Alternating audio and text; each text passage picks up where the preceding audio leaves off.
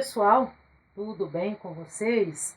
Bem-vindos de volta ao nosso canal Êxodos. E nós vamos continuar com a sequência de resenhas sobre as obras do realismo.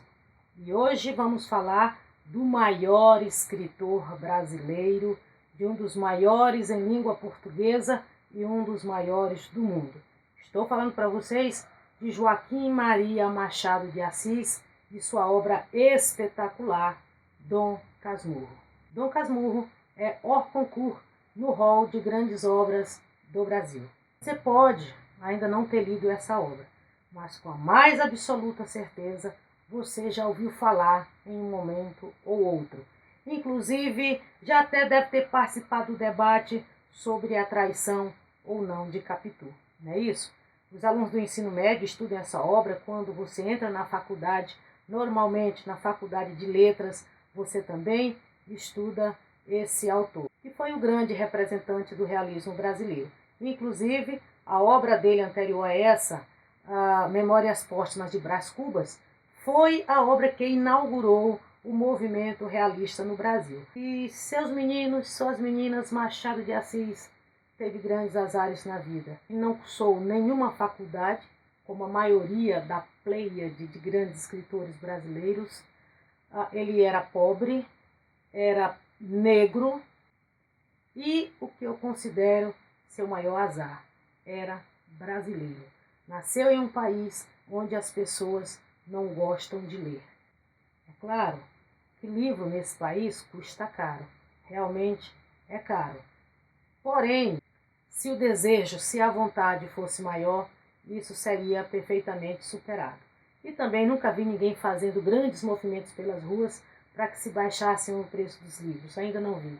Eu só acredito que se Machado tivesse nascido na Europa, por exemplo, ele estaria ali ombro a ombro com grandes nomes da literatura mundial. Ben Jonson, John Milton, John Donne e, claro, Shakespeare. Isso não tenho a menor dúvida disso, porque o sujeito é muito bom.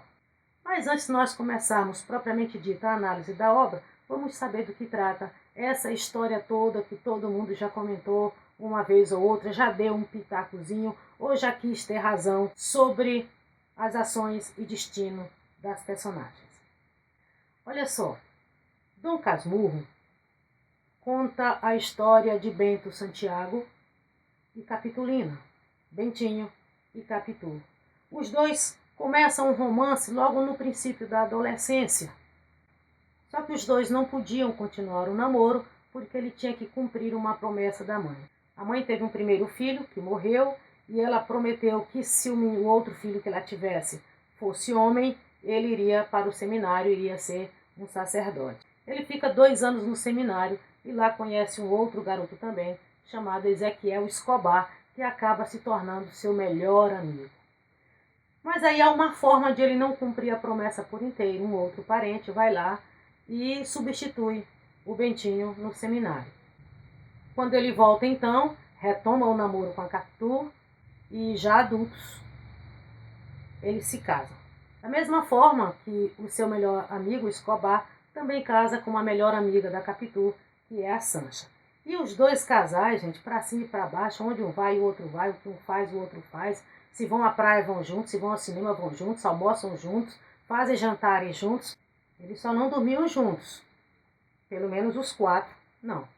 E Bentinho, que é advogado, mas é uma pessoa meio frágil, exatamente por conta da criação, tem um ciúme danado da Capituzinha. E esse ciúme acaba tomando proporções bem maiores ao ponto de ele achar que está sendo traído, que ele é corno. 2 eventos potencializam essa ideia que ele tem. Um é a morte do amigo Escobar. Quando eles estão lá no velório, ele observa que a Capitu chora muito, compulsivamente. Chora muito mais até do que a própria viúva. E ele vendo aquilo disse, isso está errado. Está errado porque se a outra nem está chorando tanto, a outra que era mulher dele, vivia com ele, não está chorando tanto, e o que está acontecendo? O que é isso? Para tudo. E aí deu aquele estalo. Socorro. E por conta disso, ele começa a observar o filho. assim como ele, a Capitu, tem um filho que eles dão o nome de Ezequiel, exatamente em homenagem ao melhor amigo. O Escobar e a Sancha também tem uma filha que dá o nome de Capitulina ou Capitu, em homenagem à grande amiga Capitu. E o outro fato é que ele começa a perceber que o filho dele, o Ezequiel, é muito parecido com o Escobar. Inclusive até nos trejeitos. O modo de falar, de se sentar, de agir, era muito parecido com o do amigo. Até a cor do cabelo, ele era meio louro, meio agalegado, da mesma forma que era Escobar. E aí ele disse, não tem jeito não, não tem, esse menino não é meu, Capitu foi bandidinha, Capitu andou fazendo o que não devia. Andou fazendo xixi no caco alheio, tenho certeza disso. Aí ele pensou em matar os dois, matar o menino, matar a mãe, brigar, bater, aquele negócio todo, mas não. Ele enviou o menino e a esposa lá para a Europa. E o livro inicia com o narrador contando o porquê desse nome, Dom Casmurro. Casmurro é aquela pessoa resmungona, que está sempre zangada. E ele estava vindo de trem e um poeta sentado ao lado dele pediu se ele poderia ouvir os poemas. E começou a declamar ali seus escritos e por 3 ou 4 vezes o Bentinho fechava os olhos, como se tivesse enfadado da coisa. O poeta se zangou, disse que não ia mais ler nada e passou a chamá-lo de Casmurro. Para dar uma ironia ainda maior ao apelido, atribuíram-lhe o título de Dom. Então, Dom Casmurro. Aí o narrador prossegue falando como que vai contar a história e por quê, com qual objetivo. E aí ele diz que quer atar as 2 pontas da vida, a da juventude, da meninice, agora a da velhice. Então, Dom Casmurro é também uma pseudo-biografia do Bento Santiago. Não adianta você ficar naquele debate se Capitu traiu ou não traiu, se era vagabunda, se era uma rameira, um gato escroto. Não adianta ficar nesse debate, porque não tem como nesta obra você realmente saber. Então, como eu disse, um livro é narrado em primeira pessoa. Isso faz com que a gente conheça apenas um lado da história, que é o do Bentinho. Não se sabe qual era a expressão, até porque a Capitula negava o tempo inteiro que nunca havia traído o marido, etc. e tal, que o filho era realmente do casal, mas Bentinho já estava com aquilo na cabeça. Então o que nós vamos saber é a visão dele. Mas não esqueça que Bentinho era advogado. Então, nesse caso, o que ele vai pretender aqui é convencer o leitor de que ele está certo, de que Capitu realmente traiu. Ele começa, então, a colocar algumas inserções no texto para que você pense semelhante a ele. Por exemplo, quando eles eram ainda crianças, eram ainda bem jovenzinhos, os dois estavam no quintal e deram um beijo, quando de repente o pai da Capitu chega. Ele fica todo nervoso, sem saber direito o que fazer, com as mãos, o que dizer. E ela não, bem tranquila. E o pai chega e pergunta, o que vocês estão fazendo aí, meninos? E aí ela diz, não, pai, nós estamos brincando daquele negócio para ver quem é que ri primeiro, quem é que pisca primeiro, uma coisa assim. Mas o Bentinho sempre perde. Ele já quer colocar que a meninazinha é dissimulada. Então ele coloca algumas marcas para que você pense realmente, não, é uma vagabundazinha, não vale nada essa tal de Capitu. Uma outra coisa que ele coloca é que o Escobar morreu no mar, afogado, em um dia de ressaca. E o Bentinho costumava chamar a Capitu de olhos de cigana oblíqua e dissimulada, olhos de ressaca. Ou seja, para ele, o Escobar morreu 2 vezes. Morreu quando traiu o melhor amigo com a esposa deste, como se ele tivesse mergulhado nos olhos de ressaca da Capitu, e aí foi a primeira morte, e na outra ressaca que foi a do mar, quando ele morreu afogado. Contudo, ele coloca outras situações para que você fique exatamente na dúvida.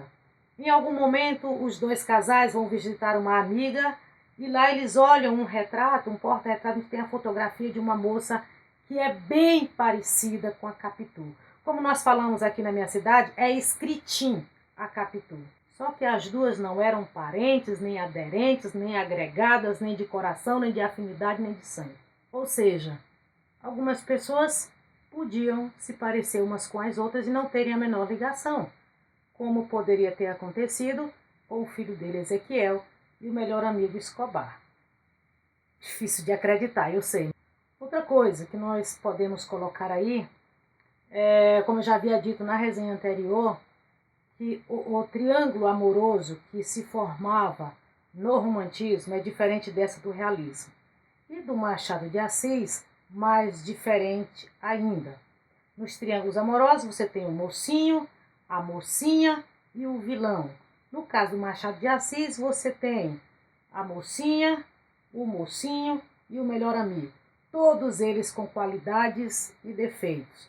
Todos eles tinham personalidades boas, mas tinham uma centelha de ruindade também, que acaba se tornando um traço marcante com Machado de Assis.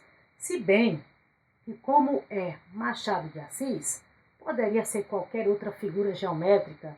Poderia ser um quadrado, um retângulo, um losango, setas paralelas. Podia até ser uma regra de 3, para se descobrir quanto por cento realmente Ezequiel poderia ser filho de Bentinho.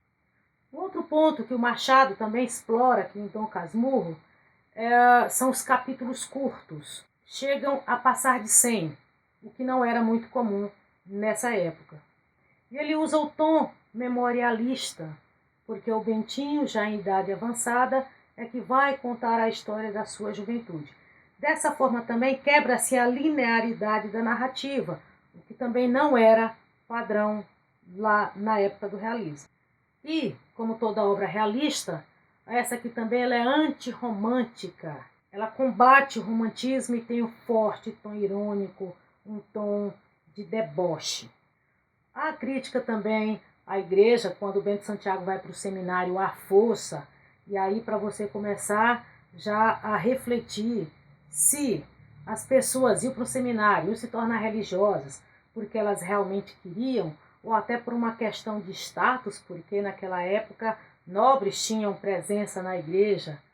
Mas essa coisa de se forçar alguém a se tornar sacerdote, passando por cima de outros sentimentos, inclusive, que era o que o Bentinho realmente sentia pela Capitu, ter que romper com tudo isso, ou para cumprir uma promessa que era da mãe e não dele.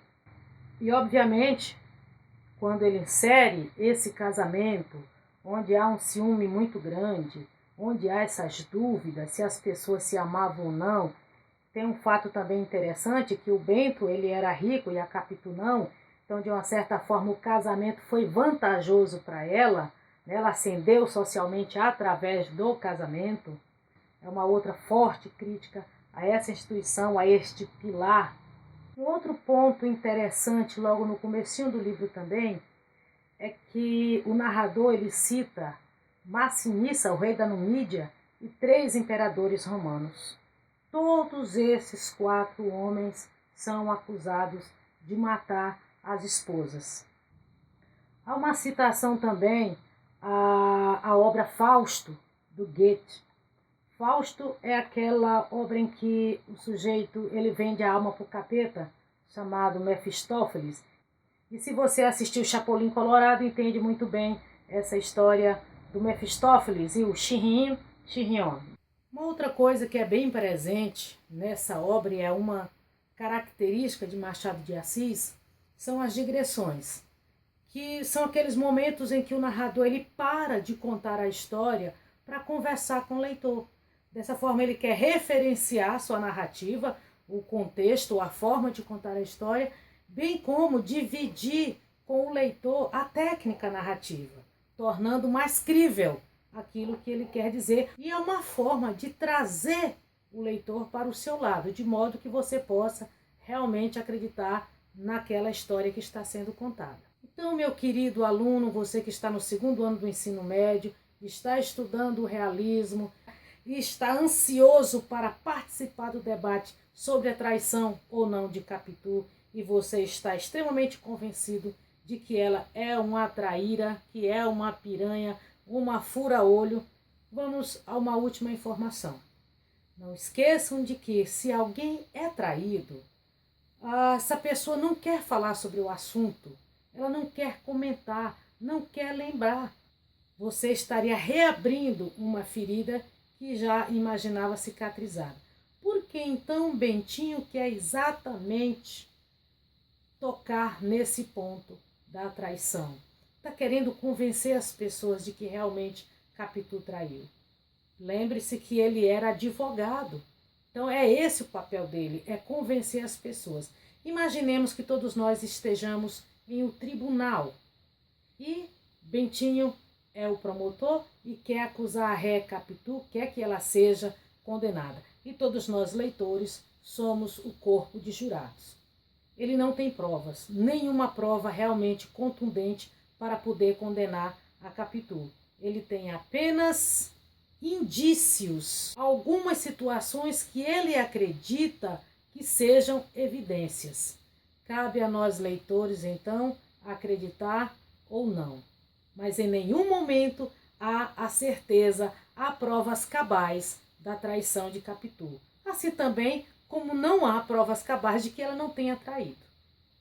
Então, meus amores, esse livro é fantástico, é exatamente porque você termina o livro sem saber, sem ter a certeza se a Capitu é ou não realmente uma vagaba. De modo que, para quem não leu esse livro, é um convite. Por favor, leia Machado de Assis, leia qualquer outro escritor, leia. Então, um forte abraço a todos e até o nosso próximo encontro com a resenha da obra do Tolstói, Ana Karenina.